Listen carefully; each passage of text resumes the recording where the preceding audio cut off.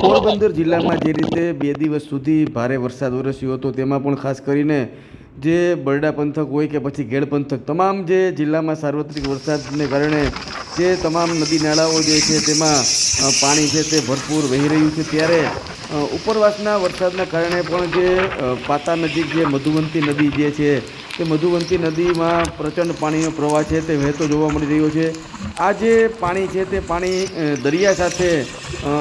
વહી જતું હોય ને દરિયામાં ભળતું હોય તે પ્રકારના જે દ્રશ્યો છે તે આ પાતા ગામ ખાતેથી જોવા મળે છે।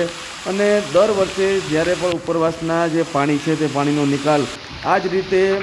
પાણી જે છે તે દરિયામાં વહી અને ત્યારબાદ પાણીનો નિકાલ છે તે થતો હોય છે।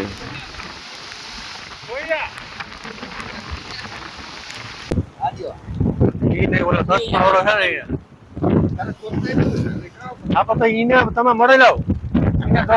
તમે યાદ કરાવી દે